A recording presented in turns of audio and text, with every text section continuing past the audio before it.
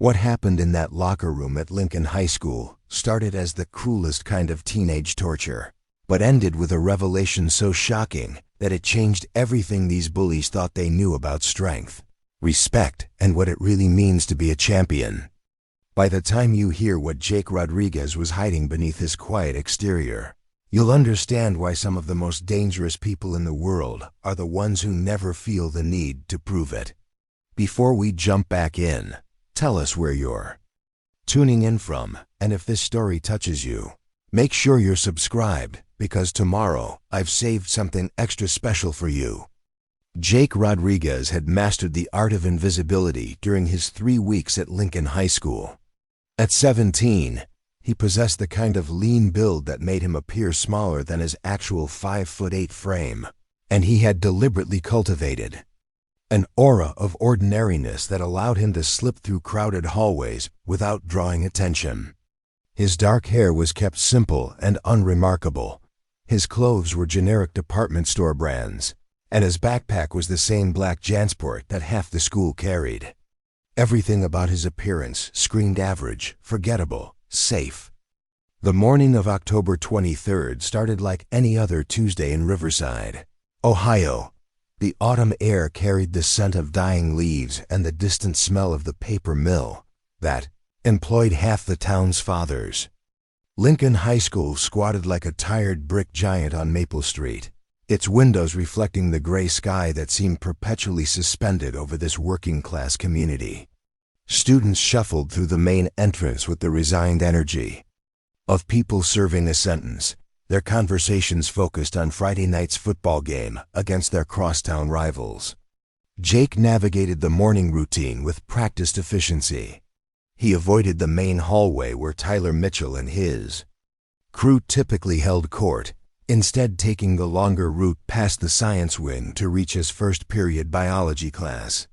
He had learned quickly that Lincoln High operated on a social hierarchy as rigid as any military structure, with the football team occupying the apex of power and influence. Tyler Mitchell, the senior quarterback whose arm had already attracted interest from 3 Division I colleges, ruled this kingdom with the casual arrogance of someone who had never faced real opposition. The biology classroom provided temporary sanctuary. Mrs. Peterson taught with the enthusiasm of someone who genuinely loved her subject, and Jake found comfort in the ordered world of cellular structures and metabolic processes. Science made sense in a way that high school social dynamics never would. There were rules, predictable outcomes, and logical progressions that didn't depend on who your father knew or how many touchdowns you had scored the previous Friday night. Emma Chun sat 2 rows ahead of Jake, and she had become the closest thing he had to a friend during his brief tenure at Lincoln High. She was a transfer student herself, having arrived the previous year from California when her father's engineering job brought the family to Ohio. Emma understood the particular challenges of being an outsider, and she had made several attempts to draw Jake into conversations about their shared experience of cultural displacement. Her kindness was genuine, but Jake had learned to be cautious about forming connections that might require him to reveal more about his past than he was prepared to share. The first 3 periods passed without incident. Jake had developed a strategy of arriving to each class exactly as the bell rang, taking a seat near the back, but not in the very last row, and leaving immediately when class ended. This timing minimized his exposure to the dangerous transition periods when students clustered in groups and hierarchies were reinforced through casual cruelty. He ate lunch alone in the library, claiming he needed to catch up on homework from his previous school, and used the quiet hour to actually read ahead in his textbooks. Physical education class represented the greatest daily threat to Jake's carefully maintained invisibility. The locker room was a space where social dynamics played out with primitive intensity, where physical differences became weapons, and where the absence of adult supervision created opportunities for the kind of interactions that could define a student's entire high school experience. Jake had managed to avoid any significant confrontations during his first 3 weeks by changing quickly, keeping his head down and never making eye contact with the football players who treated the space like their personal territory. Coach Martinez taught both physical education and served as the head wrestling coach, though the wrestling program existed in the shadow of the football team's glory. He was a compact man in his early 40s whose weathered face spoke of years spent in gymnasiums and on wrestling mats. Unlike many of the other male teachers who seemed intimidated by the football team's influence, Coach Martinez maintained strict discipline in his classes and showed no favoritism based on athletic status. Jake had noticed this quality and felt a grudging respect for the coach's fairness, though he was careful not to draw any special attention to himself. The day's P class focused on conditioning exercises in preparation for the winter sports seasons that would begin in November. Jake participated with adequate effort, neither excelling nor embarrassing himself, maintaining the careful mediocrity that had served him well. He completed the required push-ups, sit-ups, and running drills with the mechanical precision of someone going through motions rather than testing limits. Several times he caught Coach Martinez watching him with what seemed like curiosity, but Jake was careful to avoid any display that might provoke questions about his fitness level or athletic background. Tyler Mitchell dominated the gymnasium with the same casual authority he wielded everywhere else at Lincoln High, standing 6'2" with the broad shoulders and thick chest of someone who had spent years in weight rooms. He possessed the kind of physical presence that made other students automatically defer to his wishes. His blonde hair was cut in the fashionable style favored by college athletes, and his easy smile masked a calculating intelligence that Jake had observed from a distance. Tyler wasn't just physically imposing. He was smart enough to understand how power worked and ruthless enough to use that knowledge. Connor Walsh served as Tyler's primary lieutenant, a role he filled with the desperate enthusiasm of someone whose own status depended entirely on his association with the alpha male. Connor was nearly as large as Tyler but lacked the natural charisma that made leadership seem effortless. His loyalty was absolute and unquestioning, making him dangerous in the way that insecure followers often were. Derek Thompson rounded out the core group, a solid offensive lineman whose good nature had been gradually corrupted by his desire to belong to the school's most powerful clique. The trouble began during the final minutes of class when Coach Martinez was called away to handle an administrative issue in the main office. He left strict instructions for students to complete their cool-down stretches and change clothes quietly, warning that any disruption would result in after-school detention for the entire class. The moment his footsteps faded down the hallway, the atmosphere in the gymnasium shifted like air pressure dropping before a storm. Jake had been among the first to finish the stretching routine, and he made his way toward the locker room with the quick, purposeful stride of someone hoping to change and escape before the crowd arrived. He had learned that the first few minutes after Coach Martinez's departure were crucial. It was during this window that the social dynamics reasserted themselves and potential conflicts crystallized. His strategy was simple: be dressed and gone before the football players finished their elaborate post-workout rituals. The locker room at Lincoln High School was a monument to institutional indifference, with banks of dented metal lockers painted in a shade of green that had probably been selected more for its ability to hide dirt than for any aesthetic considerations. The concrete floor was perpetually damp from showers and poorly aimed water bottles, and the fluorescent lights hummed with the irregular rhythm of fixtures that needed replacement. Jake's assigned locker was in the third row, positioned unfortunately close to the area where the football players traditionally congregated. He worked quickly and quietly, pulling his street clothes from the narrow metal compartment and laying them on the bench with practiced efficiency. His P uniform came off in swift, economical movements, and he was reaching for his jeans when he heard the familiar sound of Tyler's voice echoing off the concrete walls. The quarterback was holding court with his usual audience, recounting some exploit from the previous weekend's victory over Madison High School. But Jake could sense the restless energy that meant Tyler was looking for entertainment. The first indication that he had become the focus of attention was the sudden silence that fell over the group. Preparing and narrating this story took us a lot of time, so if you are enjoying it, subscribe to our channel. It means a lot to us. Now back to the story. Jake's hands froze on his belt buckle as he felt the weight of multiple stares, but he forced himself to continue changing with deliberate calm. Showing fear or acknowledging the threat would only escalate whatever was about to happen. He had learned this lesson in other places, under circumstances that these suburban bullies could never imagine. Tyler's voice cut through the silence with the casual cruelty of someone who had never faced consequences for his actions. Well, look what we have here. The mystery kid thinks he can just use our locker room without paying his dues. The words were spoken with false friendliness that made them more threatening than open hostility would have been. Jake recognized the tone from his previous school, from other locker rooms, from the countless interactions he had witnessed between predators and prey.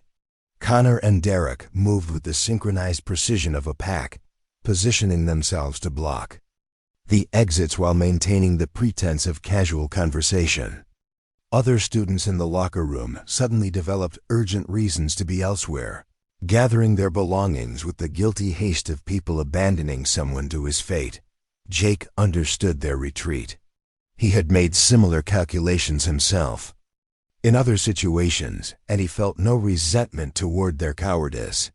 "I heard you're from some fancy private school in Columbus," Tyler continued, stepping closer with the deliberate slowness of someone savoring the moment. "Bet you think you're better than us small-town kids, right? Probably had servants to carry your books and tie your shoes."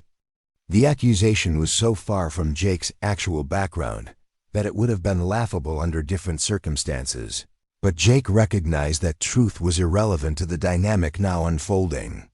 Jake kept his voice level and non-confrontational as he pulled his t-shirt over his head.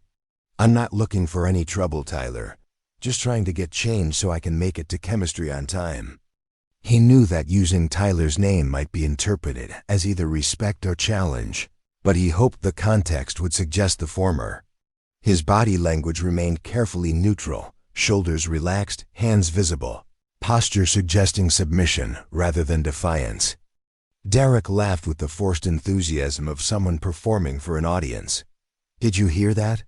He's worried about being late to chemistry. What a nerd." The insult lacked creativity, but it served its purpose of reinforcing the group dynamic, while providing Tyler with an opening to escalate the confrontation. Jake recognized the pattern and braced himself for what would come next. Tyler's smile never wavered, but his eyes took on the cold calculation of a predator who had identified weakness. "You know what, Rodriguez? I think you need to learn some respect for the established order around here. See, this locker room has traditions, and new kids need to prove they belong before they get to enjoy the privileges." His voice carried the mock-serious tone of someone delivering an official pronouncement, but the underlying threat was unmistakable. The demand, when it came, was delivered with the casual cruelty that made Tyler Mitchell truly dangerous. "Strip down completely and do 20 push-ups. Right here, right now. Consider it your initiation into Lincoln High School." The words hung in the air like a physical presence, and Jake felt the familiar sensation of time slowing down that accompanied moments of genuine crisis. Connor snickered and pulled out his phone, angling it toward Jake with obvious intent. "This is going to be epic. Wait until the whole school sees the new kid's initiation ceremony." The threat of recording and distributing the humiliation added a modern dimension to an ancient form of torture, and Jake understood that whatever happened in the next few minutes would define his entire experience at Lincoln High School. Other students who hadn't yet escaped the locker room pressed themselves against the far walls, their faces reflecting the complex mixture of horror, fascination, and relief that came from witnessing someone else's destruction rather than experiencing it themselves. Jake recognized Emma Chun among the crowd, her face pale with distress, but he also understood that there was nothing she could do to help him without making herself a target. The silence stretched as Tyler waited for Jake's response, his smile growing wider with each passing second. This was the moment he lived for, the exercise of pure power over someone unable to resist. Connor kept his phone ready, Derek blocked the main exit, and the assembled audience waited to see whether the new kid would submit to the humiliation or provide even more entertainment by trying to resist. Jake's mind processed options with the lightning speed that had been trained into him through years of competition and countless hours of preparation for moments when everything hung in the balance. He could comply with the demand and hope that submission would satisfy Tyler's need for dominance, but he understood that successful bullies were never satisfied with single victories. The humiliation would be recorded, distributed, and used as leverage for future demands until his life at Lincoln High became unbearable. He could refuse and try to fight his way out, but the odds were impossibly stacked against him. Tyler, Connor, and Derek were all larger and had the advantage of numbers, not to mention home field advantage and the support of an audience that expected him to lose.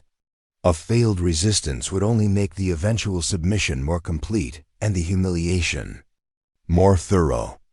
Or he could choose a third option, one that Tyler Mitchell and his followers could never have anticipated because they had no understanding of who Jake Rodriguez really was beneath his carefully constructed facade of ordinariness. The decision formed in his mind with crystalline clarity, accompanied by the familiar sensation of dormant instincts awakening after months of forced hibernation. For the first time since arriving at Lincoln High School, Jake Rodriguez allowed himself to remember what it felt like to be a three-time state wrestling champion. Jake's transformation began not with any visible change in his posture or expression, but with something far more subtle and infinitely more dangerous. The quality of his stillness shifted from the frozen tension of a cornered animal to the coiled readiness of a predator that had just decided to stop pretending to be prey. His breathing remained steady, his hands stayed relaxed at his sides. But something fundamental had altered in the chemistry of the moment. Tyler sensed the change without understanding it, his predatory instincts detecting a shift in the dynamic that his conscious mind couldn't quite process. The easy confidence that had carried him through countless similar confrontations wavered slightly, replaced by a nagging sense that something wasn't proceeding according to the familiar script. His smile remained fixed in place, but his eyes narrowed as he studied Jake's face for signs of the fear or anger that should have been there. "You seem to be having trouble hearing me, Rodriguez," Tyler said, his voice carrying a harder edge. As he stepped closer, "I said strip down and give me 20 push-ups, right now, or maybe you'd prefer we do this the hard way." The threat was accompanied by a casual flexing of his shoulders, a display of physical intimidation that had never failed to produce the desired results from previous targets. Jake met Tyler's gaze directly for the first time since the confrontation had begun, and what Tyler saw there made him take an involuntary half-step backward. There was no fear in those dark eyes, no anger, no desperation. Instead, there was something far more unsettling, a calm, calculating assessment that suggested Jake was measuring Tyler for something other than submission. "I understand what you're asking," Jake said quietly, his voice carrying a new quality. That made every person in the locker room lean forward slightly to catch his words. "But I think you should know that I don't respond well to threats. I've been trying to avoid this kind of situation since I got here, but it seems like you're determined to make it happen." Connor laughed nervously, the sound echoing off the concrete walls with brittle intensity. "Listen to him talk tough. I think the new kid actually believes he can take on all three of us."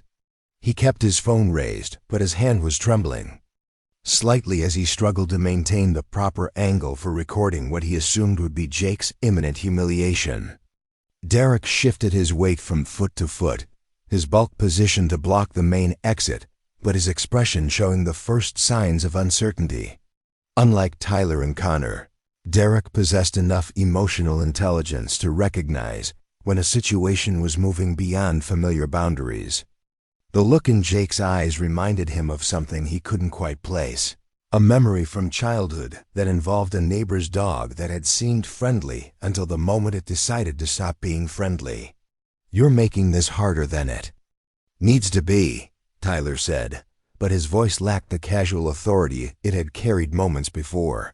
He was accustomed to opponents who either submitted immediately or fought back with the clumsy desperation of untrained teenagers. Jake's response fell into neither category, and Tyler found himself operating without a playbook for the first time in his high school career. Jake began to move with deliberate slowness, his hands reaching for the hem of his t-shirt in what appeared to be compliance with Tyler's demand. The watching students relaxed slightly, assuming that the new kid had finally accepted the inevitable. Emma Chun closed her eyes, unable to watch what she believed would be Jake's final humiliation at Lincoln High School. But instead of pulling his shirt over his head, Jake stopped with the fabric bunched in his hands and looked around the locker room with the methodical attention of someone memorizing details for a future report. His gaze lingered on the positions of Tyler, Connor, and Derek, noting the angles of approach and the available space for movement. He identified the locations of the benches, the open locker doors, and the wet spots on the concrete floor that might affect footing. "You know what's interesting about wrestling?" Jake said conversationally, as if he were discussing the weather rather than facing down three larger opponents. "Most people think it's just about strength and size. They see a big guy and assume he's going to dominate a smaller opponent. But wrestling is actually about leverage, timing, and understanding how bodies move through space." Tyler's frown deepened as he tried to process this unexpected turn in the conversation. "What the hell are you talking about? Are you going to strip down, or do I need to make you?"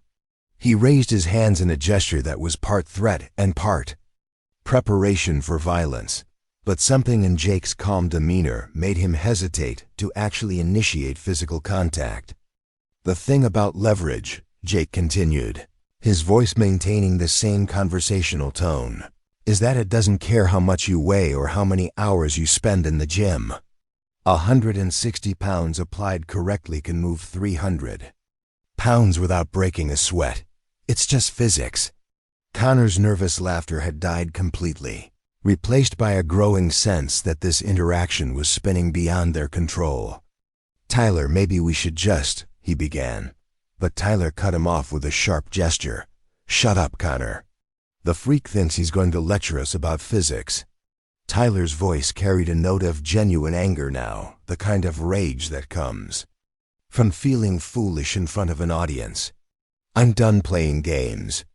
You've got 5 seconds to start stripping, or we're going to strip you ourselves." Jake nodded as if Tyler had made a perfectly reasonable request. "I figured it would come to that eventually.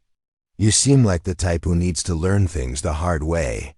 He let his t-shirt fall back into place and assumed a stance that looked casual to the untrained eye but would have been immediately recognizable to anyone familiar with grappling sports. The change in Jake's positioning was subtle but profound. His feet shifted to shoulder-width apart, his weight distributed evenly between both legs, his center of gravity lowered almost imperceptibly. His hands remained relaxed at his sides, but they were now positioned for maximum responsiveness rather than submission. Most importantly, his entire demeanor had shifted from defensive to expectant, as if he were no longer waiting for something to happen to him, but rather preparing to make something happen to others. Tyler launched himself forward with the confident aggression of someone who had never encountered serious resistance to his physical dominance. He outweighed Jake by at least 40 pounds and possessed the raw strength that came from years of football training and natural athletic ability.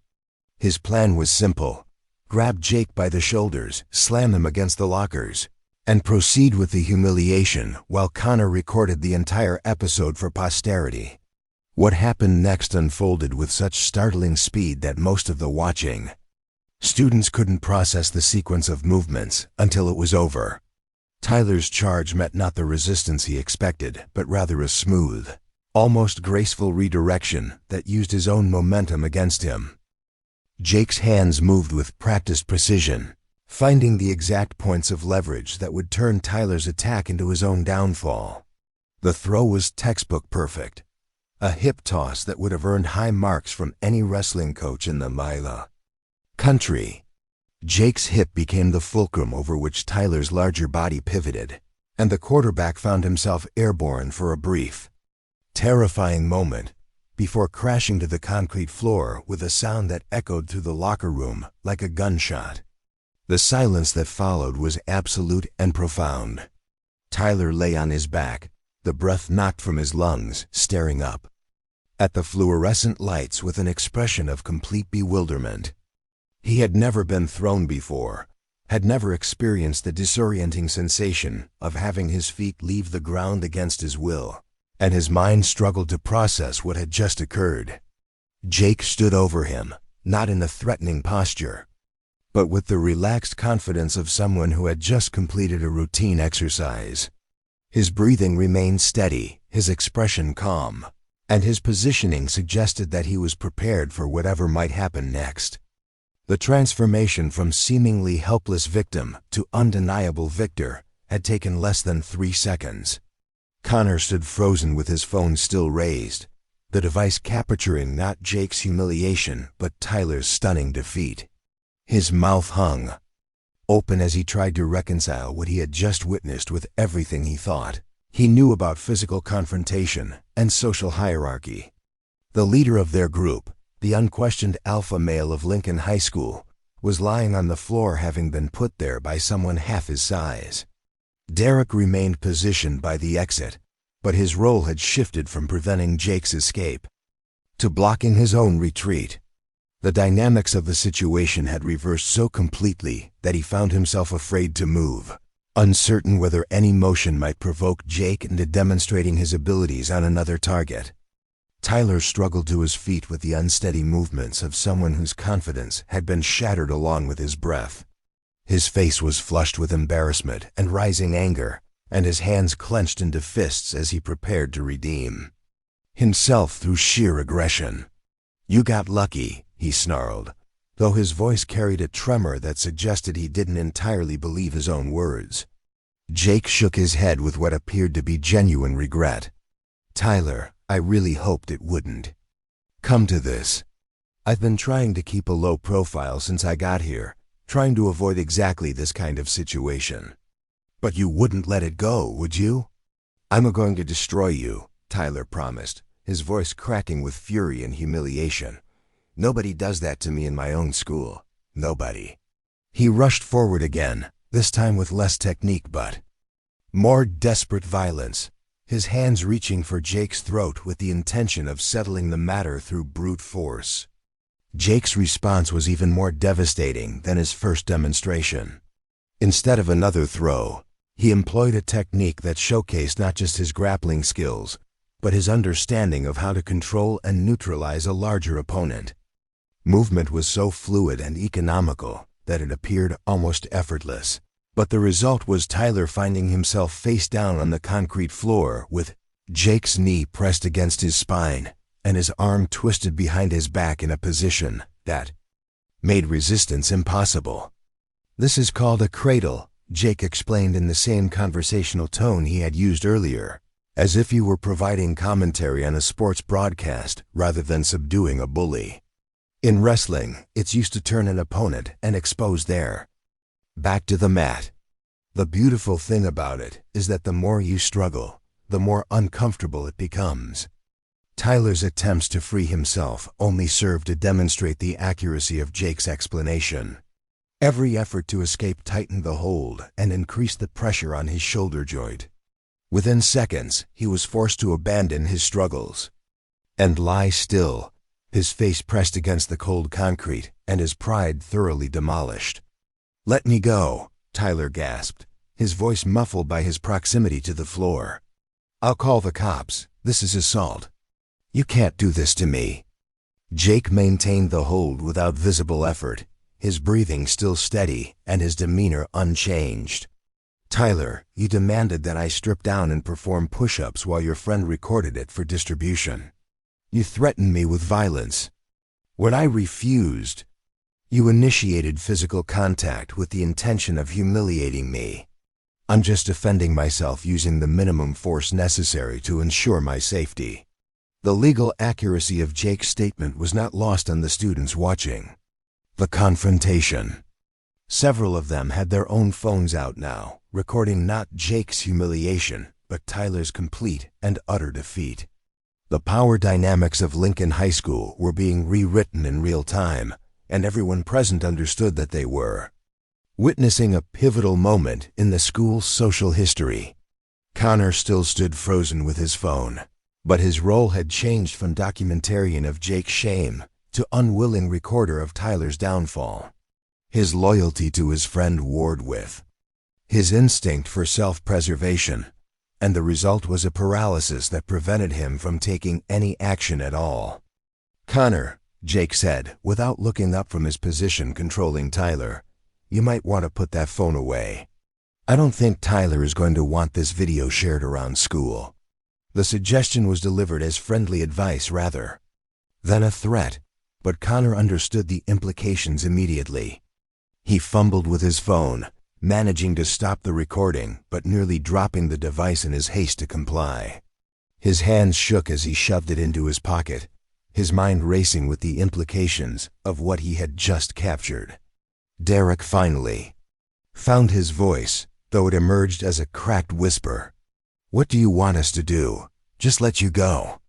Act like this never happened?" Jake considered the question with the serious attention it deserved. "I want you to understand that I never wanted this confrontation. I've been trying to mind my own business since I got here, trying to finish my senior year without any drama. But apparently, that wasn't an option." He applied slight pressure to Tyler's arm, eliciting a grunt of discomfort that served as emphasis for his next words. "Tyler, I'm going to let you up now. When I do, you're going to walk away and leave me alone. You're not going to retaliate, you're not going to try to get your friends to jump me later, and you're not going to spread stories about what happened here. Do you understand?" Tyler's response was barely audible, but the single word "yes" carried the weight of complete capitulation. Jake released the hold and stepped back, maintaining a ready stance but no longer actively controlling his opponent. Tyler rolled over and sat up slowly, his face a mask of humiliation and barely controlled rage. "How?" Tyler asked, the question emerging as a strangled whisper. "How did you do that?" Jake looked around the locker room, taking in the faces of students who had been transformed from hostile audience to stunned witnesses. "I've been wrestling since I was 8 years old. Won 3 consecutive state championships at my previous school. I was supposed to compete at nationals last year, but my family had to move here for my dad's job." The revelation hit the assembled students like a physical blow. They had been prepared to witness the humiliation of a weak newcomer, but instead they had seen the casual dismantling of their school's most powerful social figure by someone whose abilities they had never suspected. Emma Chun was the first to find her voice. "Jake, why didn't you tell anyone? Why didn't you try out for the wrestling team?" Jake's smile was tinged with sadness as he considered the question. "Because I was tired of being defined by what I could do on a mat. I wanted to see if I could just be a regular student, make friends based on who I am rather than what I've accomplished. I guess that experiment didn't work out the way I hoped." Tyler struggled to his feet, his movement careful and deliberate as he tested his body for damage. His shoulder ached where Jake had applied the hold, and his pride was completely shattered, but his physical injuries were minimal. The damage to his reputation, however, was total and irreversible.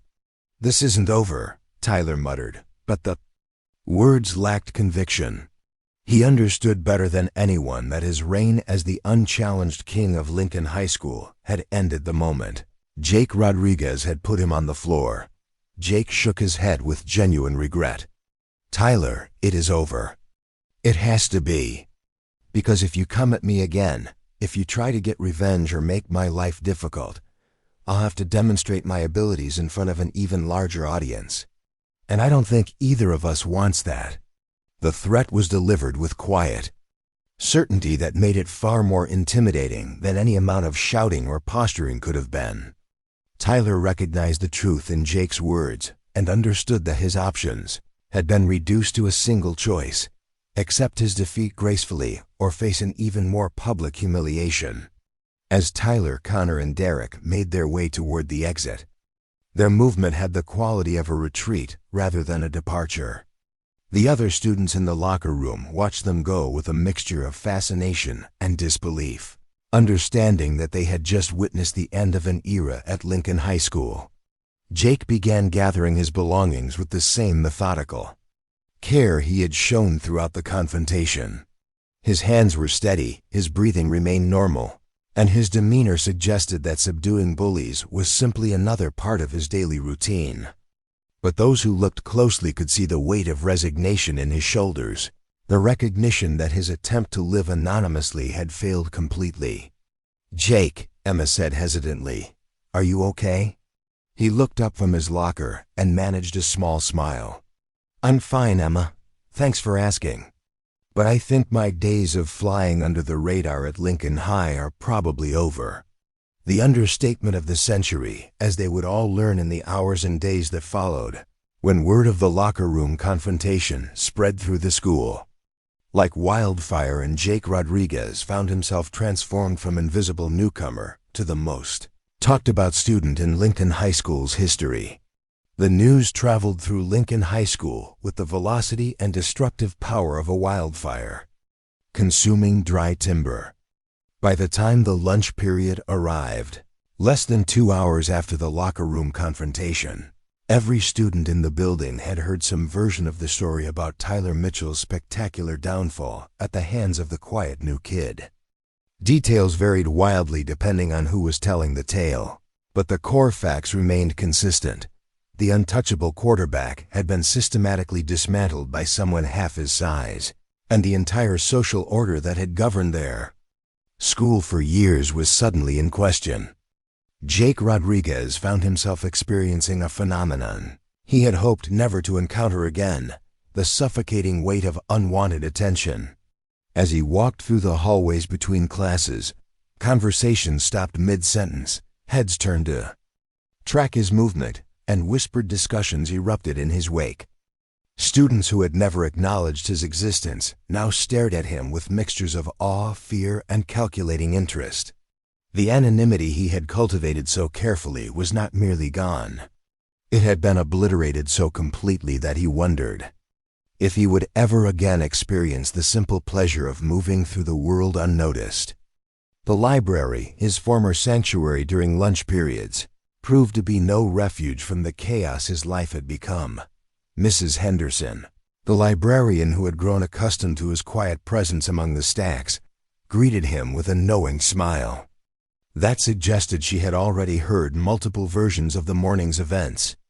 Other students who normally used the library for actual studying found excuses to walk past his usual table, their curiosity barely concealed behind pretenses of searching for books or checking computer terminals. Emma Chun appeared at his table, carrying 2 brown bag lunches, her expression mixing concern with barely suppressed excitement. She had clearly been waiting for an opportunity to speak with him privately, and the determination in her eyes suggested that she would not be easily dismissed. "My mom always packs extra," she said, placing one of the bags in front of him. "She says it's because she worries I don't eat enough, but I think she just likes to feed people." Jake accepted the offered lunch with gratitude that went beyond simple hunger. Emma's gesture represented the first normal human interaction he had experienced since the confrontation, a reminder that not everyone at Lincoln High School saw him as either a hero or a threat. "Thank you," he said, unpacking a sandwich that smelled of home-cooked care. I wasn't sure I was going to be able to eat in the cafeteria without causing a scene. Emma settled into the chair across from him with the comfortable familiarity of someone who had decided that their friendship was worth preserving despite the dramatic change in circumstances. "Jake, what you did this morning. I've never seen anything like it. Tyler Mitchell has been terrorizing kids at this school for 4 years, and nobody has ever stood up to him successfully. You didn't just beat him. You made it look easy." The admiration in her voice made Jake uncomfortable in ways he struggled to articulate. He had spent months at his previous school dealing with the burden of being seen as a champion, of having every interaction filtered through other people's awareness of his achievements. The move to Ohio was supposed to represent a fresh start, an opportunity to discover who he might be when stripped of the identity that wrestling had imposed upon him. "Emma, I need you to understand something," Jake said, his voice carrying the weight of hard-earned wisdom. "What happened in that locker room isn't something I'm proud of. I came to this school hoping to avoid exactly that kind of situation. I wanted to see if I could just be a regular student, make normal friendships, maybe even go to prom without having someone introduce me as the state champion every time I met someone new." Emma's expression shifted from excitement to something approaching understanding. "But Jake, you can't just pretend you're not who you are. Those skills, that ability to defend yourself and other people, that's part of you whether you want it to be or not." Before Jake could respond to her observation, the atmosphere in the library changed dramatically. A commotion near the entrance drew their attention as Coach Martinez entered with the purposeful stride of someone on an urgent mission. His weathered face bore an expression of intense interest, mixed with something that might have been hope. Behind him followed Principal Davis, whose usually composed demeanor showed signs of the strain that came from dealing with a situation that had no precedent in his administrative experience. Coach Martinez approached their table with the direct manner of someone who had no patience for social niceties when important matters were at stake. "Mr. Rodriguez, I think we need to have a conversation now." His tone was not unkind, but it carried the authority of someone accustomed to being obeyed without question. Jake rose from his chair with the resigned air of someone who had been expecting this moment since the confrontation ended. He had dealt with coaches and administrators before, had navigated the complex politics that surrounded high-level competitive athletics, and he recognized the look in Coach Martinez's eyes. This was not about punishment or consequences. This was about opportunity and recruitment. Principal Davis positioned himself to prevent their conversation from being overheard by the growing number of students who had found reasons to linger in the library. "Mr. Rodriguez, I understand there was an incident in the locker room this morning that resulted in physical contact between you and another student. While I appreciate that you may have been acting in self-defense, I need to understand exactly what occurred so I can determine what administrative action might be necessary." Jake nodded, having anticipated this line of questioning. "Principal Davis, Tyler Mitchell demanded that I remove my clothes and perform exercises while his friend recorded it on his phone. When I refused, he threatened me with violence and then initiated physical contact. I used the minimum force necessary to defend myself and de-escalate the situation." Coach Martinez leaned forward with obvious eagerness. "Jake, I've been coaching wrestling for 15 years, and I heard enough details about what happened to know that you didn't learn those techniques in a weekend self-defense class. I also made some phone calls to coaches I know in Ohio, and the name Jake Rodriguez came up in some very interesting conversations." The weight of inevitability settled on Jake's shoulders as he realized that his carefully constructed anonymity was about to be completely stripped away. "Coach, I transferred here specifically because I wanted to take a break from competitive wrestling. I've been competing since I was 8 years old, and I needed some time to figure out who I am when I'm not on a mat." Principal Davis consulted a manila folder that Jake hadn't noticed him carrying. According to the information I've received, you were ranked 3rd in the nation in your weight class last year and were expected to compete for a national championship before your family's relocation. Is that accurate? Jake's silence served as confirmation, and Coach Martinez's expression shifted to something approaching reverence. Jake, do you understand what this means for our program? Lincoln High School has never had a nationally ranked wrestler. We've never even had someone compete at the state level successfully. With your experience and leadership, we could build something special here. The conversation was interrupted by a disturbance near the library entrance as Tyler Mitchell appeared, flanked by Connor Walsh and Derek Thompson. The quarterback's face bore the flush of someone operating under the influence of barely controlled rage, and his positioning suggested that he had come to the library with a specific purpose. Other students in the area sensed the tension immediately and began positioning themselves to either witness or escape whatever was about to unfold. Tyler's voice carried across the library despite Mrs. Henderson's immediate gestures for quiet. Rodriguez, we need to finish our conversation from this morning. You got lucky once, but that's not going to happen again. Coach Martinez stepped between Tyler and Jake with the swift authority of someone accustomed to preventing conflicts before they escalated. Mitchell, you need to walk away right now. Whatever happened this morning is over, and I won't have you disrupting the library or threatening other students. Tyler's laugh carried a note of hysteria that suggested his emotional state was far from stable. Coach, you don't understand what this freak did to me. Nobody treats me like that in my own school. Nobody. His hands clenched and unclenched at his sides, and his breathing had the rapid, shallow quality of someone on the edge of losing complete control. Principal Davis moved with surprising speed for a man his age, positioning himself to create a physical barrier between the two groups while simultaneously gesturing for Mrs. Henderson to call security. Mr. Mitchell, you are on the verge of suspension. If you cannot control yourself, I will have you removed from school property immediately. Jake remained seated throughout the confrontation, his posture relaxed but alert. He understood that Tyler's appearance in the library represented more than simple revenge-seeking. It was the desperate action of someone whose entire identity had been shattered and who was grasping for any opportunity to restore his damaged reputation. Tyler, Jake said quietly, his voice carrying just enough volume to be heard throughout.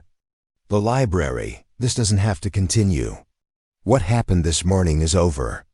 You can walk away right now and maintain whatever dignity you have left. Or you can escalate this situation and face consequences that will follow you for the rest of your high school career. The offer was delivered with calm reasonableness, but Tyler's response revealed the depth of his psychological damage. You think you can humiliate me and then just go back to your normal life? You think you can destroy everything I've built here and face no consequences? Coach Martinez's expression hardened as he processed the implications of Tyler's words. Mitchell, are you threatening another student? Because if you are, this conversation is over and you're out of here permanently. Before Tyler could respond, the situation took another unexpected turn as Emma Chun rose from her chair with the determined expression of someone who had decided to insert herself into a dangerous situation. Tyler, maybe you should think about why this happened in the first place. Jake didn't start anything this morning. You did. You demanded that he humiliate himself for your entertainment, and when he refused, you threatened him with violence. Her intervention drew murmurs of agreement from other students who had witnessed the original confrontation or heard accurate accounts of what had transpired. The social dynamics that had protected Tyler for so long were beginning to work against him as public opinion shifted in Jake's favor. Connor Walsh appeared increasingly uncomfortable with the direction of the confrontation, his loyalty to Tyler warring with his recognition that their position was becoming untenable. Tyler, maybe we should just go. Coach Martinez is right. This isn't worth getting suspended over. Derek Thompson nodded in agreement, his bulk serving as a reminder of Tyler's usual advantages, even as his expression suggested that he no longer believed those advantages would be sufficient against Jake.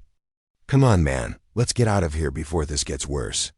Tyler's gaze swept the library, taking in the faces of students who had once looked at him with admiration and fear, but now showed only pity and disappointment. The realization that his social capital had been completely exhausted seemed to hit him with physical force, and his shoulders sagged under the weight of his new understanding. "This isn't over, Rodriguez," Tyler muttered, but the words lacked conviction. He turned and walked toward the exit with the unsteady gait of someone whose world had been fundamentally altered in ways he was still struggling to comprehend. "Coach." Martinez watched Tyler's departure with obvious relief before turning his attention back to Jake. "Son, I think we need to continue our conversation in my office. There are some things about this situation that need to be addressed, and the library isn't the appropriate venue." As they made their way through the hallways toward the athletic wing, Jake became aware of the profound change in atmosphere that had occurred since the morning. Students who had previously ignored his existence now watched his passage with open fascination. Conversations stopped as he approached and resumed in excited whispers after he passed. The simple act of walking to class had become a form of performance art, with Jake serving as the reluctant star of a drama he had never wanted to join. The wrestling room at Lincoln High School was a testament to the program's marginal status within the school's athletic hierarchy. The mats were worn but serviceable, the walls were decorated with motivational posters that had seen better days, and the trophy case contained awards that spoke more of participation than excellence. Coach Martinez surveyed his domain with the expression of someone who saw not what was, but what could be. "Jake, I want you to understand something about this program," Coach Martinez began, settling into a chair that had been repaired with duct tape and optimism. "We've been operating on the assumption that mediocrity was the best we could hope for. Our kids come from working-class families who see wrestling as something you do when you're not good enough for football or basketball. They've never had a role model who showed them what's possible when you commit completely to excellence." Jake examined the wrestling photos that lined one wall, noting the dates and recognizing the gradual decline in the program's competitiveness over the years. "Coach, I understand what you're hoping I can bring to the team, but I need you to understand my perspective. I've been wrestling competitively for 9 years. I've won every major tournament in my age group multiple times. I've trained with Olympic-level coaches and competed against the best wrestlers in the country." He turned to face Coach Martinez directly, his expression serious but not unkind. "I'm tired, Coach. I'm tired of having every day of my life scheduled around training. I'm tired of having my worth as a person measured by my performance on a mat. I'm tired of being seen as a weapon instead of a student. I came to Lincoln High hoping to discover who I might be if I wasn't defined by my athletic achievements." Coach Martinez nodded with the understanding of someone who had worked with enough elite athletes to recognize the symptoms of burnout and identity crisis. "Jake, I hear what you're saying, and I respect your need for a normal high school experience. But I also know that you can't just turn off who you are. Those skills, that competitive fire, that understanding of what it takes to achieve excellence, that's not something you can just set aside like an old uniform." The conversation was interrupted by a soft knock on the office door. Emma Chun entered hesitantly, her expression mixing concern with determination. "Coach Martinez, I'm sorry to interrupt, but I thought you should know that there are rumors going around school about what happened this morning. Some of them are pretty wild, and I'm worried about how they might affect Jake." Coach Martinez gestured for Emma to take a seat, recognizing that her perspective might be valuable in understanding the broader implications of the morning's events. "What kind of rumors are we talking about, Emma?" Emma glanced at Jake before responding, her expression apologetic. "Some people are saying that Jake is some kind of underground fighter, that he was expelled from his previous school for violence. Others are claiming that he's been trained by the military or that he's connected to organized crime. The stories are getting more elaborate with each telling. Jake closed his eyes and rubbed his temples, recognizing the familiar pattern of mythology that grew around competitive athletes. This is exactly what I was hoping to avoid. Once people start creating stories about who they think you are, it becomes impossible to just be yourself. Coach Martinez leaned forward with obvious concern. Jake, these rumors could actually be dangerous for you. If people start believing that you're some kind of threat, it could affect your safety and your ability to function normally at this school. The irony of the situation was not lost on Jake.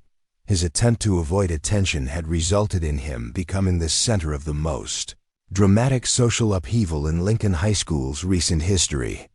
His desire for normalcy had been completely destroyed by a single moment of self-defense that had revealed capabilities he had hoped to keep hidden. "Coach, what would you suggest I do?" Jake asked, recognizing that his options had been severely limited by circumstances beyond his control. Coach Martinez smiled for the first time since their conversation had begun. "I think it's time for you to control your own narrative. Instead of letting other people create stories about who you are, why don't you show them the truth? Join the wrestling team, not as some kind of savior or secret weapon, but as a student who wants to share his knowledge and help build something positive." Emma nodded enthusiastically. "Jake, Coach Martinez is right. People are going to talk about you anyway. Wouldn't it be better if they were talking about your achievements and your leadership instead of making up stories about your past?" Jake stood and walked to the window that overlooked the school's courtyard, watching students move between buildings with the casual freedom that he envied. "If I join the team, it won't be long before college recruiters start calling. Within a month, there will be newspaper articles and scholarship offers. My life will become about wrestling again, and I'll lose any chance of discovering who I might be without it." Coach Martinez joined him at the window, his voice carrying the weight of experience and hard-earned wisdom. "Jake, maybe the question isn't who you might be without wrestling. Maybe the question is who you can become because of it. You have the opportunity to transform not just this program, but the lives of the kids who will learn from you. That's not a burden. That's a gift." The weight of the decision settled on Jake's shoulders as he contemplated a choice that would determine not just his remaining months at Lincoln High School, but potentially the trajectory of his entire future. Outside the window, students moved through their daily routines, unaware that their school was about to be transformed by the decision of one reluctant champion who was finally ready to stop running from who he was meant to be. The decision crystallized in Jake's mind during the darkest hour of the night, somewhere between the restless tossing that had characterized his sleep since arriving in Riverside, and the gray dawn that would bring another day of unwanted scrutiny. He lay in his narrow bed, staring at the ceiling of his modest bedroom while the sounds of his father preparing for another construction shift drifted through the thin walls of their rental house.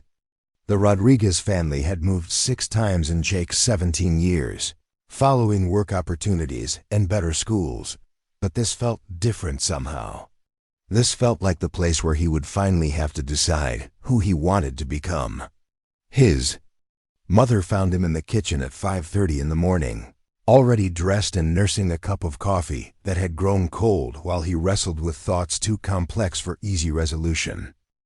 Maria Rodriguez possessed the intuitive understanding of someone who had raised a child prodigy, and she recognized the expression on her son's face as the same, one he had worn before every major competition throughout his career. "Mio, you look like you're preparing for battle," she said softly, settling into the chair across from him with her own steaming mug. "But the battle is inside your head, isn't it?" Jake managed a tired smile, grateful for his mother's ability to see through his carefully constructed facades. "Mama, I thought coming here would give me a chance to be normal. I thought I could just be another student. Maybe make friends who didn't know about all the trophies and rankings and expectations. Maria reached across the small table and covered his hand with hers, the gesture carrying the weight of years spent watching her son struggle with the burden of exceptional ability. Jake, normal is not something you get to choose. Normal is what other people are. You are extraordinary, and that means your path will never be the same as everyone else's. Her words echoed in Jake's mind as he made his way to Lincoln High. School through streets, still quiet in the early morning hour, the building loomed against the gray sky like a fortress that had somehow become both his refuge and his prison, and he understood that whatever decision he made today would ripple through the remaining months of his senior year and beyond. The wrestling room was empty when Jake arrived, but Coach Martinez appeared within minutes, as if he had been waiting for this moment. The older man carried 2 cups of coffee and wore the expression of someone who understood that crucial conversations often happened in the quiet hours before the world fully awakened. "I figured you might show up early," Coach Martinez said, offering Jake one of the cups. "Big decisions have a way of driving people out of bed before dawn." Jake accepted the coffee gratefully, using the warmth of the mug to steady his hands, while he organized thoughts that had been churning since the previous afternoon. "Coach, I need to ask you something, and I need you to be completely honest with me." Coach Martinez settled onto one of the folding chairs that surrounded the wrestling mats, his weathered face attentive and patient. "Ask me anything, son. If I join this team, if I commit to rebuilding this program, what happens to the other kids? What happens to wrestlers who might never win a state championship, but who love this sport anyway? Do they get forgotten in the pursuit of excellence?" The question revealed the depth of Jake's understanding about competitive athletics and the moral complexities that accompanied elite performance. Coach Martinez considered his response carefully, recognizing that his answer would determine not just whether Jake joined the team, but what kind of program they would build together. "Jake, I've been coaching for 15 years, and I've learned that the best programs are built on the foundation of making every wrestler better than they thought they could be. Championship trophies are nice, but they don't mean anything if you've forgotten that every kid on that mat deserves respect and attention." Jake walked to the center of the wrestling area, kneeling down to feel the texture of the worn mats beneath his palms. The familiar sensation brought back memories of countless practices, tournaments, and moments of triumph and defeat that had shaped his understanding of himself and his capabilities. "Coach, I'll join the team on 3 conditions," Jake said, rising to face the older man directly. "First, every wrestler gets equal attention and coaching, regardless of their skill level. Second, we focus on building character and discipline, not just winning matches. Third, if any wrestler on this team ever uses their skills to bully or intimidate other students, they're off the team immediately, no exceptions." Coach Martinez extended his hand with a smile that transformed his entire face. "Jake Rodriguez, welcome to Lincoln High School Wrestling. I think we're going to build something special here." The news of Jake's decision to join the wrestling team spread through the school with the same velocity that had carried the story of his confrontation with Tyler Mitchell. By the time first period began, students who had never shown interest in wrestling were asking questions about tryouts, practice schedules, and what it meant to train with a nationally ranked athlete. Emma Chun found Jake at his locker between classes, her expression mixing excitement with genuine concern for his well-being. "Jake, the entire school is buzzing about you joining the wrestling team. Are you sure you're ready for this level of attention?" Jake closed his locker and shouldered his backpack, accepting that privacy was now a luxury he could no longer afford. "Emma, I realized something last night. I've been running from who I am for so long that I forgot why I fell in love with wrestling in the first place. It wasn't about trophies or rankings or college scholarships. It was about pushing myself to become better than I thought possible and helping other people do the same thing." Their conversation was interrupted by the approach of 3 underclassmen, who had clearly been working up the courage to speak with Jake. The tallest of the group, a sophomore named Marcus Williams, stepped forward with the nervous energy of someone about to take a significant risk. "Mr. Rodriguez, I mean Jake, I was wondering if you might have time to answer some questions about wrestling. I've been thinking about trying out, but I've never done any competitive sports before." Jake studied the younger student's earnest expression and recognized something of his own uncertainty from years earlier. "Marcus, what made you interested in wrestling?" Marcus glanced at his friends for moral support before responding. "Honestly, after seeing what happened with Tyler Mitchell, I realized that I've been letting people push me around because I didn't think I was strong enough to stand up for myself. I want to learn how to be confident like you." The admission struck Jake with unexpected force, and he understood that his decision to join the wrestling team carried implications far beyond his own desire for normalcy or competitive success. "Marcus, confidence doesn't come from being able to beat up bullies. Real confidence comes from knowing that you've worked hard to become the best version of yourself possible." Jake pulled out his phone and quickly typed the message. "I'm sending you Coach Martinez's contact information. Tell him I recommended that you come to practice this afternoon. Wrestling isn't easy, but if you're willing to work hard and push through discomfort, we'll teach you everything you need." To know the impact of Jake's presence on the wrestling team became apparent during the first practice session that afternoon. The wrestling room, which typically hosted 8 to 10 dedicated but unremarkable athletes, suddenly contained 23 students, ranging from experienced wrestlers to complete beginners who had been inspired by Jake's example. Coach Martinez surveyed the crowded room with barely contained amazement. "In 15 years of coaching, I've never seen turnout like this for wrestling. Jake, I think you've already started a revolution." Jake took his position at the center of the group, his demeanor serious but encouraging as he addressed the assembled students. "Everyone here made a choice to step outside their comfort zone and try something difficult. That choice matters more than your current skill level or your athletic background. We're going to build a program based on hard work, mutual respect, and the understanding that becoming a wrestler means becoming a better person." The practice session that followed challenged every participant in ways they hadn't anticipated. Jake demonstrated techniques with the fluid precision that came from years of elite competition, but he also took time to work individually with beginners who struggled with basic movements. His approach combined the demanding standards of championship level athletics with the patience and encouragement necessary to develop novice athletes. Marcus Williams, the sophomore who had approached Jake earlier, found himself paired with a senior named David Chun, Emma's older brother, who had wrestled for 2 years without achieving significant success.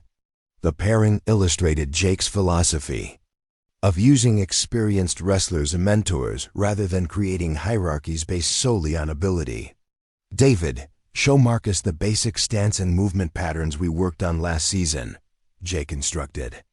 "Marcus, don't worry about looking awkward at first. Every great wrestler started exactly where you are right now." As the practice continued, Jake noticed Tyler Mitchell standing in the doorway of the wrestling room. The former tormentor had clearly been drawn by curiosity or perhaps by some deeper need to understand what he had encountered in the locker room. His presence created a ripple of tension among the wrestlers, but Jake approached the situation with the same calm authority he had displayed during their original confrontation. "Tyler, did you come here to watch practice or to participate?" Jake asked, his tone neutral but not unfriendly. Tyler's response revealed the depth of his internal struggle. "I don't know why I'm here. I keep thinking about what happened in the locker room. I've never been handled like that before. I've never felt that helpless." Jake nodded with understanding that surprised everyone in the room, including Tyler himself. "Tyler, being humble doesn't make you weak. It makes you human. If you want to understand what real strength looks like, you're welcome to stay and learn." The offer hung in the air like a bridge between two worlds, and Tyler's decision to except it marked the beginning of his own transformation from bully to student. His first practice session was a humbling experience that stripped away the arrogance he had cultivated over years of easy physical dominance, but it also introduced him to the concept of earning respect through effort rather than intimidation.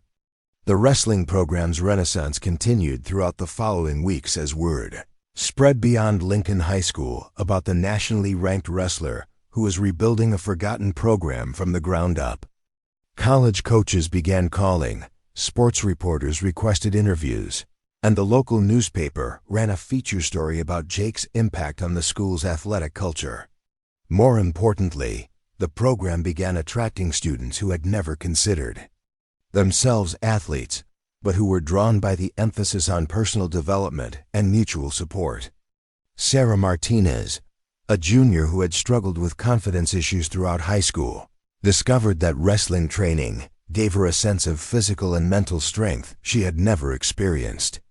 Tommy Park, a freshman who had been targeted by bullies since middle school, found that his growing wrestling skills were less important than the confidence he gained from being part of a team that valued effort over natural ability. The transformation extended beyond the wrestling room as Jake's influence began affecting the broader school culture. Students who had previously accepted bullying as an inevitable part of high school life began standing up for themselves and others. Teachers noticed improvements in classroom behavior and academic performance among wrestlers who had learned to channel their competitive drive into academic achievement. The program's first wrestling match of the season drew a crowd that exceeded anyone's expectations.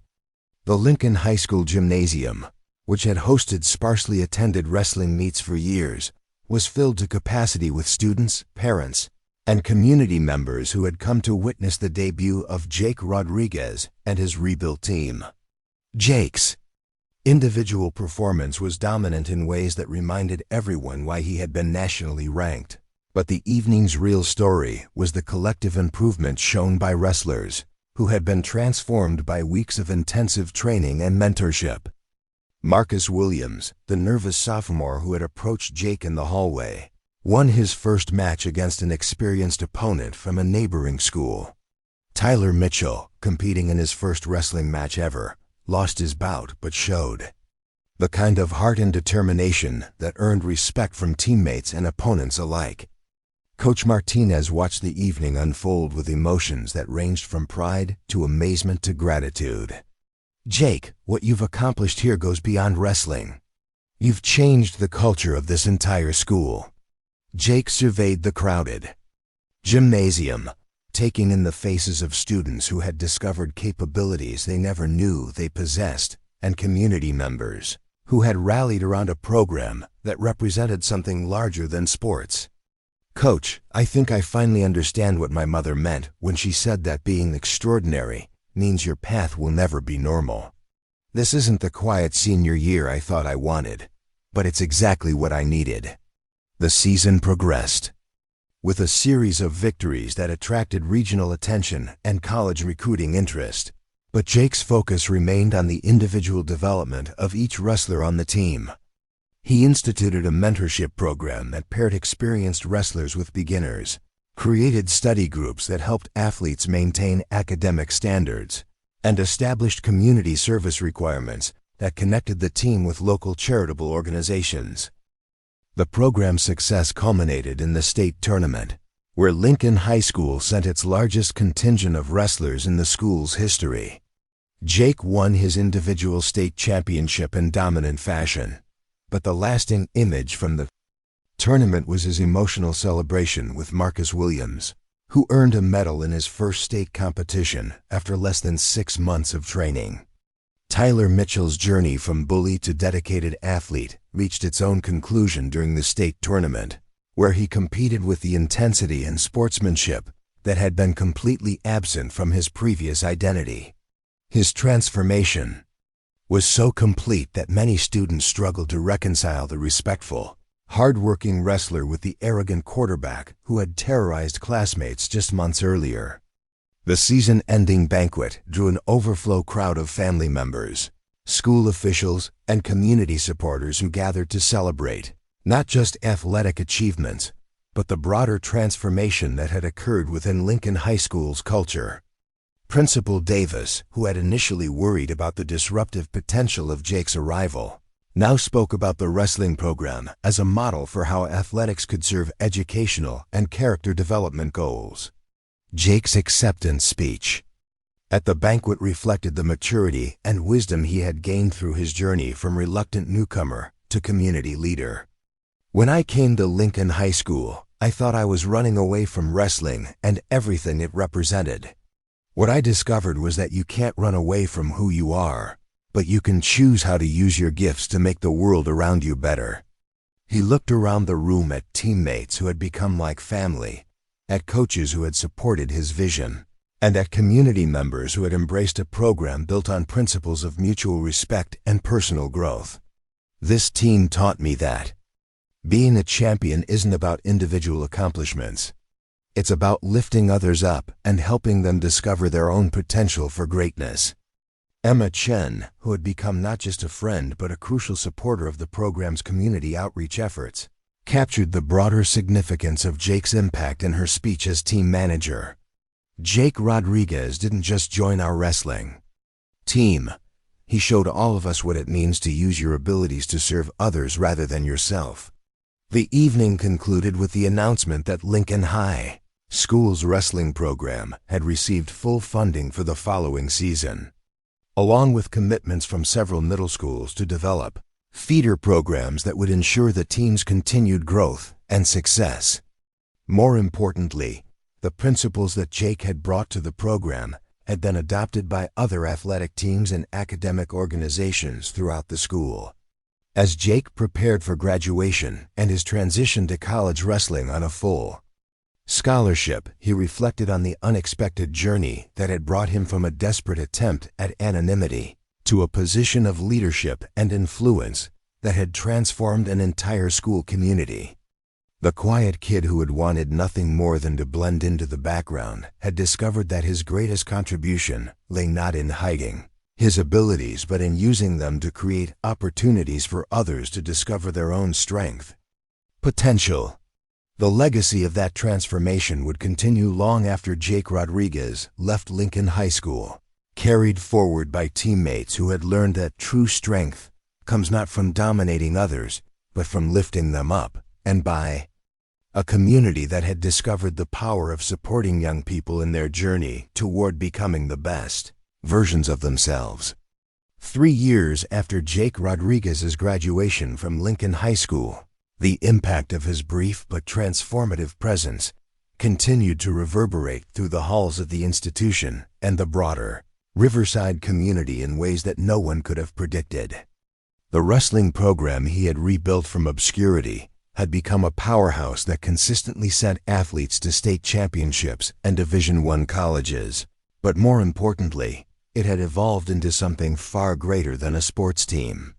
It had become a laboratory for human development, a proving ground for character, and a beacon of hope for students who arrived at Lincoln High believing they had nothing special to offer the world.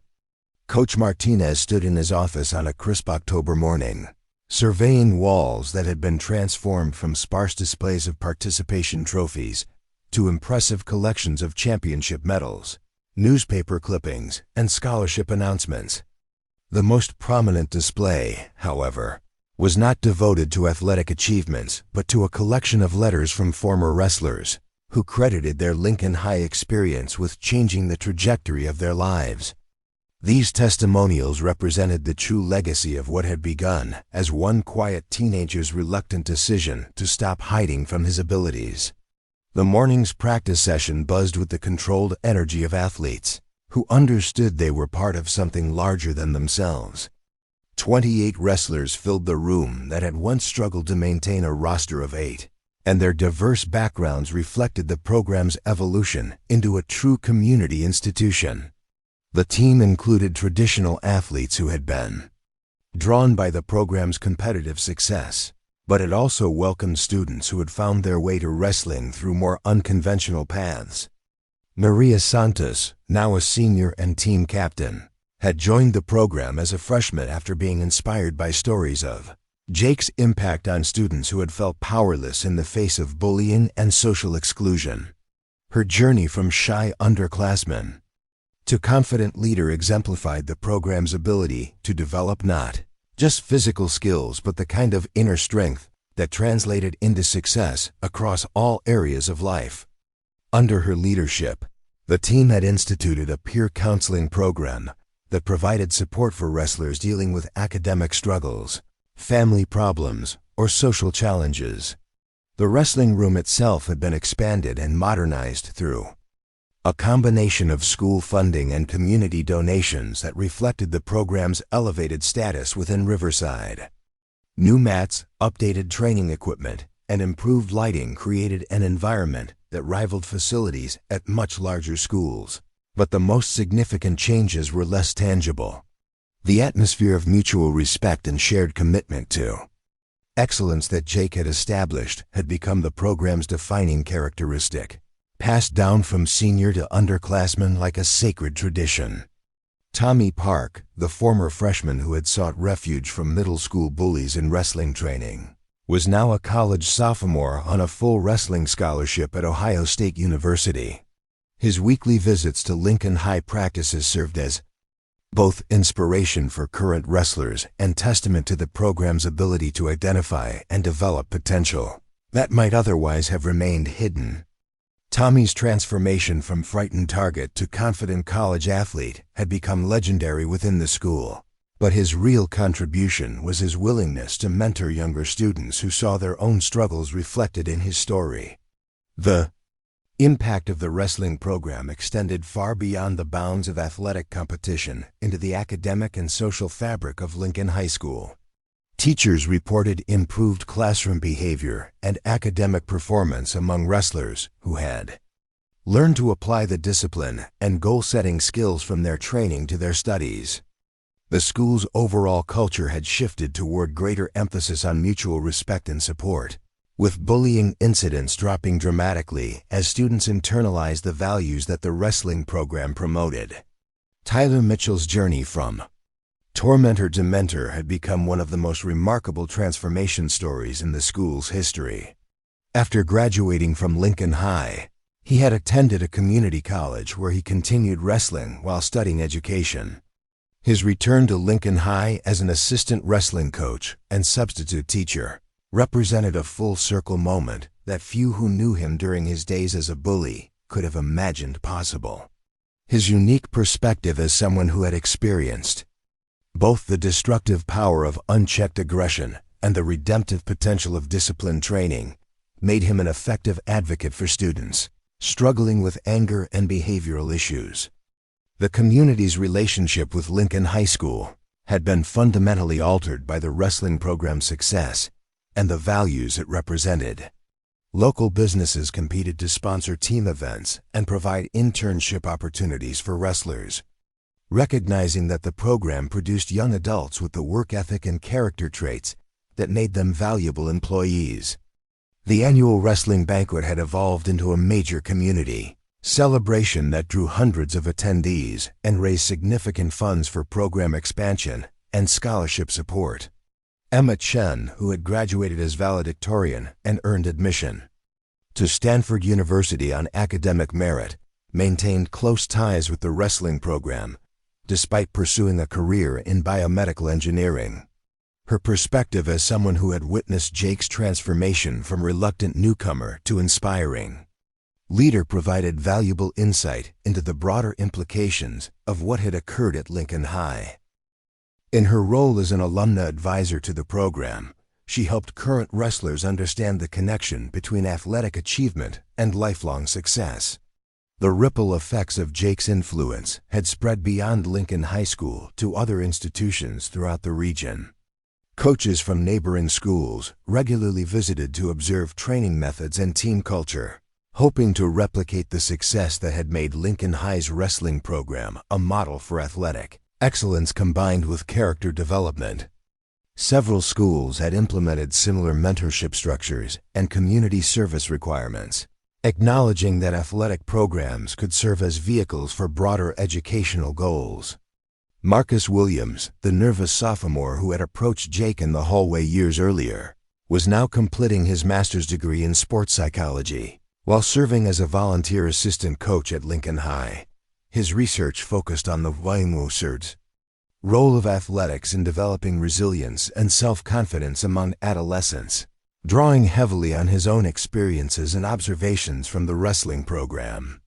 His thesis work had attracted attention from academic journals and youth development organizations seeking to understand how athletic programs could be structured to maximize their positive impact on participants. The program's influence on college recruitment had been equally significant, with wrestling coaches from major universities making regular pilgrimages to Riverside specifically to evaluate Lincoln High prospects. The combination of technical skill development and character formation that the program emphasized had produced wrestlers who not only competed successfully at the collegiate level, but also served as leaders within their college programs. This reputation had created a positive feedback loop that attracted increasingly talented wrestlers to Lincoln High, ensuring the program's continued success while maintaining its commitment to developing athletes from all backgrounds. Jake Rodriguez himself had completed his college wrestling career with distinction, earning All-American honors while pursuing a degree in education. His decision to return to coaching rather than pursuing professional wrestling opportunities reflected the values he had discovered during his senior year at Lincoln High, his current position as head wrestling coach at a Division I university allowed him to work with elite athletes while implementing the same principles of holistic development that had transformed Lincoln High's program. The correspondence between Jake and his former teammates provided ongoing inspiration for the current generation of Lincoln High wrestlers. His letters emphasized the importance of using athletic success as a platform for serving others rather than an end in itself, and his visits to the school during holiday breaks had become anticipated events that drew wrestlers from throughout the region. These interactions reinforced the program's culture of giving back and maintaining connections with the community that had supported their development. The academic achievements of wrestling program alumni had been as impressive as their athletic accomplishments, with former wrestlers pursuing successful careers in medicine, engineering, business, education, and public service. The program's emphasis on discipline, goal setting, and perseverance had proven to be valuable preparation for success in any field, and many alumni credited their wrestling experience with providing the foundation for their professional achievements. Derek Thompson, who had evolved from Tyler's follower to an independent leader during his wrestling career, had become a successful physical therapist specializing in sports medicine. His clinic in downtown Riverside served as an unofficial training center for Lincoln High wrestlers, providing free injury prevention and rehabilitation services, while maintaining the community connections that had become central to the program's identity. His journey from passive participant in bullying to active promoter of healing and wellness illustrated the program's capacity to facilitate profound personal transformation. The program's community service initiatives had expanded to include partnerships with local elementary schools, senior centers, and charitable organizations. Wrestlers regularly conducted youth clinics that introduced younger children to the sport while emphasizing the values of respect, hard work, and perseverance.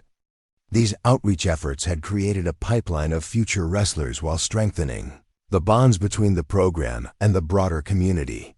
Sarah Martinez, the junior who had discovered confidence through wrestling training, had gone on to become a successful attorney specializing in civil rights law. Her advocacy work with organizations supporting victims of bullying and discrimination drew directly from her experiences as a wrestler who had learned to stand up for herself and others. Her pro bono legal services for Lincoln High School and its athletic programs ensured that the institution maintained its commitment to providing opportunities for students from all economic backgrounds. The wrestling room's walls now displayed a detailed timeline chronicling the program's evolution from Jake's arrival through its current status as a regional powerhouse. The display served both as inspiration for current wrestlers and as a reminder that individual actions could have far-reaching consequences that extended well beyond their immediate context. Students who studied the timeline gained an appreciation for how one person's courage to embrace their authentic self had created opportunities for hundreds of others to discover their own potential. Coach Martinez, now in his final years before retirement, reflected often on the unexpected trajectory his career had taken following Jake's arrival at Lincoln High. The transformation from managing a struggling program with minimal community support to leading a nationally recognized center of excellence had required him to grow as both a coach and an educator. His speaking engagements at coaching clinics and educational conferences focused on the importance of viewing athletic programs as character development opportunities rather than merely competitive enterprises. The program's success had attracted media attention that extended far beyond local sports coverage. National wrestling publications had featured articles about Lincoln High's approach to athlete development, and several documentary filmmakers had expressed interest in chronicling the program's impact on the Riverside community. These opportunities provided platforms for sharing the lessons learned about the potential for athletics to serve broader educational and social goals. The annual Jake Rodriguez Leadership Award, established by the program's Alumni Association, recognized current wrestlers who exemplified the values of service, integrity, and commitment to helping others achieve their potential. Recipients of the award received scholarship support for their college education, along with mentorship opportunities that connected them with successful alumni across various professional fields. The award ceremony had become a highlight of the May school year, drawing hundreds of community members who came to celebrate the achievements of young people who embodied the program's highest ideals. As another wrestling season approached, Coach Martinez prepared to welcome a new group of potential wrestlers who would have the opportunity to benefit from the culture of excellence and mutual support that had become Lincoln High's trademark. The program's reputation attracted students from throughout the region, but it also continued to serve local kids who might not have discovered their potential without the encouragement and structure that wrestling provided. The lasting impact of Jake Rodriguez's brief time at Lincoln High School served as a powerful reminder that individual choices could create waves of positive change that extended far beyond their immediate circumstances. His decision to stop hiding from his abilities and instead use them to lift others had transformed not just a wrestling program, but an entire community's understanding of what was possible when young people were provided with proper support and encouragement.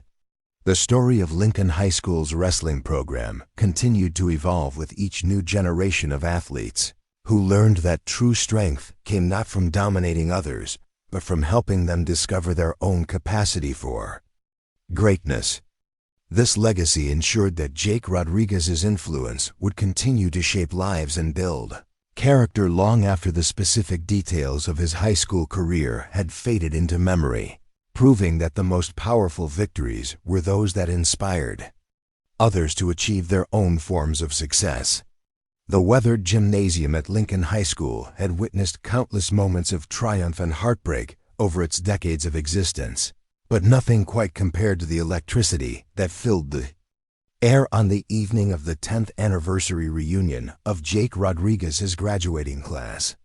The event had been planned as a simple gathering of former classmates, but it had evolved into something far more significant, a celebration of transformation, a testament to the enduring power of courage, and a reminder that the most important victories were often measured not in trophies won, but in lives changed. Jake stood at the entrance to the gymnasium, now 37 years old, and carrying himself with the quiet confidence that had become his trademark throughout a distinguished coaching career.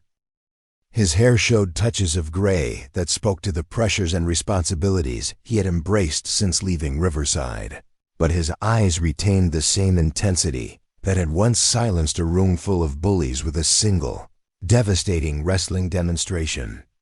The years had refined rather than diminished his presence, adding layers of wisdom and experience to the foundation of strength that had always defined him. The gymnasium had been transformed for the evening, with round tables replacing the usual. Rows of bleachers and soft lighting creating an atmosphere more suitable for reflection than competition. Display boards positioned throughout the space showcased the achievements of Lincoln High graduates from Jake's class, but the most prominent exhibit was dedicated to the wrestling program's evolution and its impact on the broader school community.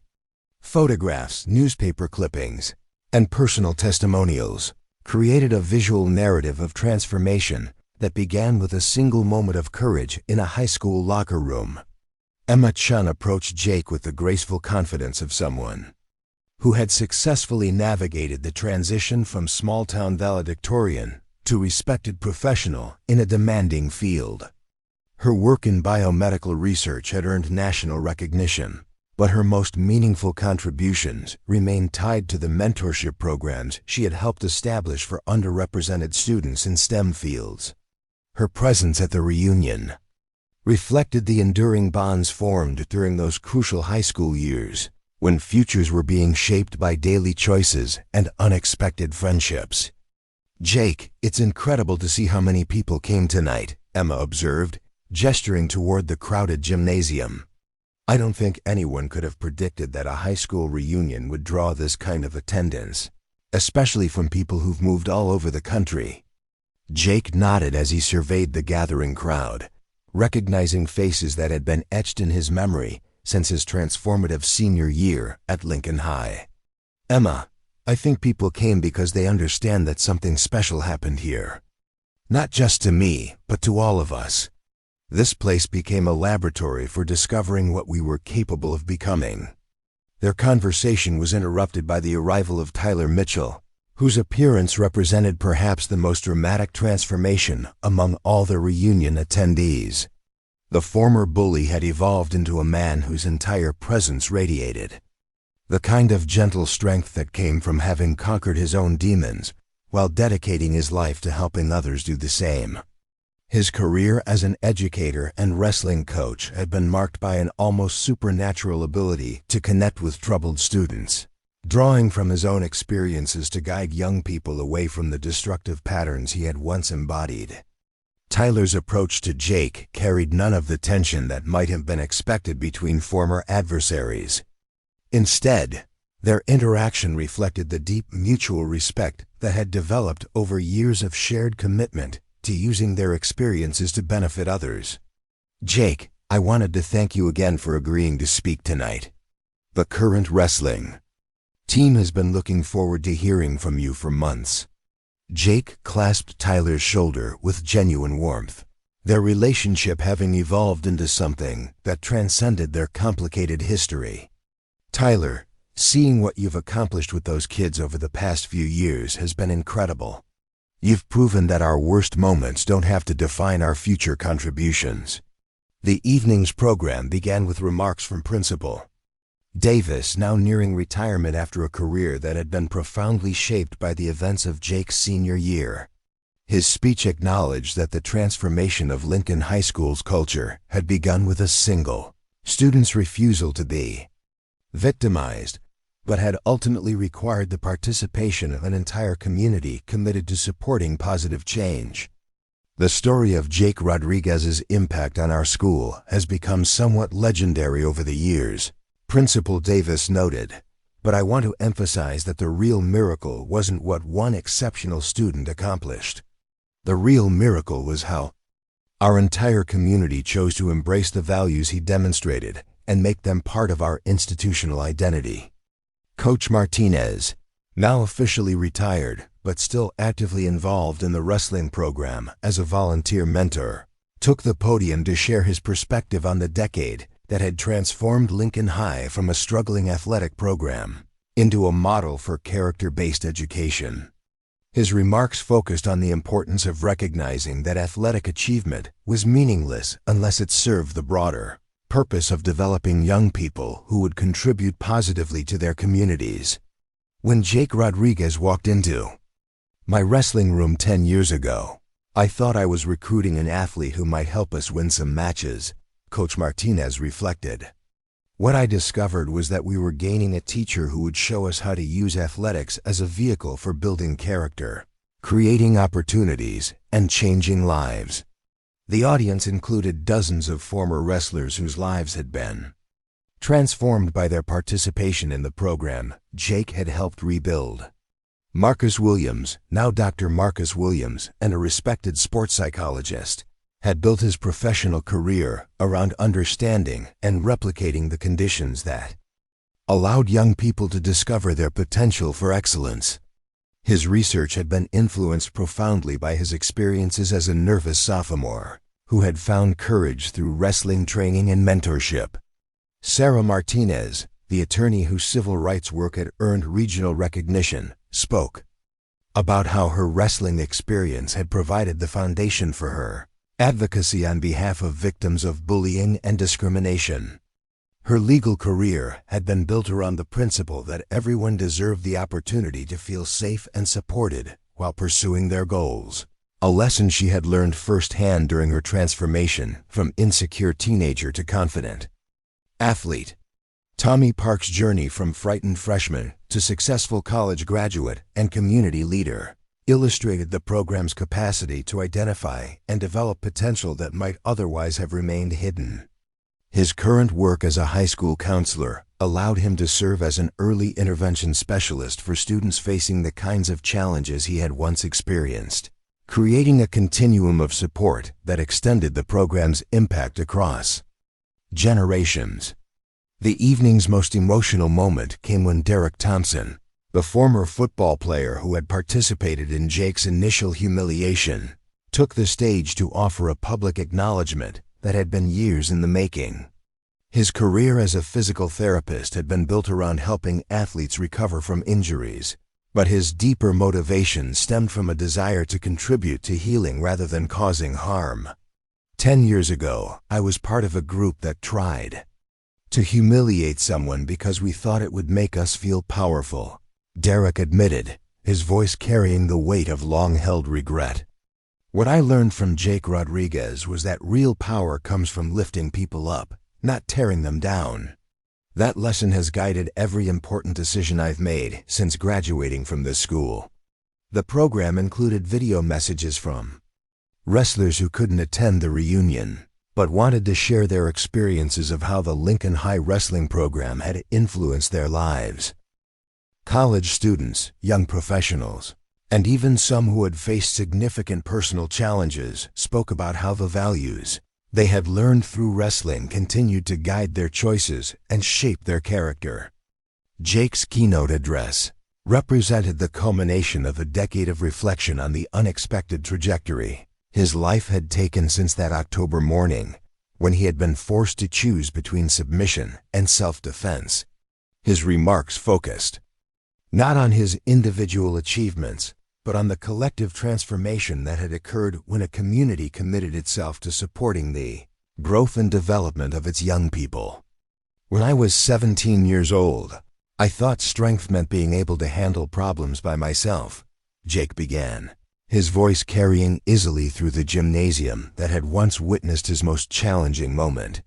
"What I learned here at Lincoln High was that true strength comes from building connections with others and using whatever abilities you have to help them discover their own potential for greatness."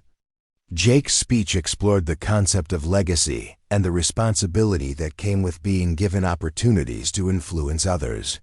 He challenged the audience to consider how their own experiences could be used to create positive change in their current communities, emphasizing that the lessons learned during their high school years remained relevant regardless of how much time had passed or how far they had traveled from Riverside. The wrestling program at Lincoln High School taught us that champions aren't made by defeating opponents, Jake continued. Champions are made by helping others become the best versions of themselves. That principle applies whether you're on a wrestling mat, in a classroom, in a boardroom, or in your own family. The evening included the presentation of the inaugural Jake Rodriguez Community Impact Award, recognizing individuals whose work exemplified the values of service, integrity, and commitment to helping others achieve their potential. The first recipient was Maria Santos, whose career in social work had been dedicated to supporting at-risk youth through athletics and mentorship programs that drew directly from her experiences as a Lincoln High wrestler. The reunion concluded with an open microphone session that allowed attendees to share brief reflections on how their high school experiences had influenced their adult lives. The testimonials revealed a common thread of gratitude for having been part of a community that emphasized character development alongside academic and athletic achievement. Former students spoke about career choices that had been influenced by wrestling program values, relationships that had been strengthened through shared commitment to excellence, and parenting approaches that reflected lessons learned about the importance of persistence and mutual support. Teachers who had worked at Lincoln High during the program's transformation shared observations about how the culture of respect and encouragement had improved their classroom experiences and career satisfaction. The informal conversations that continued long after the official program ended revealed the depth of connection that had been forged during those crucial high school years. Classmates who had pursued dramatically different paths discovered common ground in their shared memories of a time when they had been challenged to become better than they thought possible. Emma Chun found herself in conversation with several former wrestlers who had gone on to careers in education, drawn by a desire to create learning environments that replicated the supportive yet demanding atmosphere they had experienced in the wrestling room. Their discussion explored strategies for implementing character-based education in various institutional settings, reflecting the ongoing influence of their high school experiences on their professional choices. Tyler Mitchell spent much of the evening with current Lincoln High wrestlers who had been invited to attend the reunion as honored guests. His interactions with these young athletes demonstrated the mentoring skills he had developed through his own teaching career, showing how the lessons he had learned about transformation and redemption continued to guide his work with the next generation. Jake's conversations throughout the evening revealed his continued commitment to using his platform and influence to support educational initiatives and youth development programs. His success as a college wrestling coach had provided opportunities to advocate for policies and practices that prioritized holistic athlete development, extending the principles he had learned at Lincoln High to new contexts and communities. As the reunion drew to a close, participants exchanged contact information and made plans for ongoing collaboration on projects that would extend the evening's spirit of connection and mutual support. Several announced intentions to establish scholarship funds or mentorship programs that would create opportunities for current Lincoln High students to benefit from the network of successful alumni. The final image of the evening was Jake standing alone in the now empty gymnasium, surrounded by the displays chronicling a decade of transformation that had begun with his reluctant decision to stop hiding from his abilities. The space that had once witnessed his moment of greatest vulnerability had become a symbol of the potential for individual courage to create lasting positive change. The reunion had served as more than a celebration of past achievements. It had become a launching point for future initiatives that would extend the Lincoln High legacy to new communities and generations. The networks formed and strengthened during the evening would continue to create opportunities for young people to discover their own capacity for excellence and service. The story of Jake Rodriguez and Lincoln High School's wrestling program had evolved from a tale of individual triumph over adversity into a blueprint for community transformation through commitment to shared values and mutual support. The principles demonstrated in a high school locker room had proven their relevance across decades and contexts, showing that the most important victories were those that inspired others to achieve their own forms of greatness. Up next, you've got two more standout stories right on your screen. If this one hit the mark, you won't want to pass these up. Just click and check them out.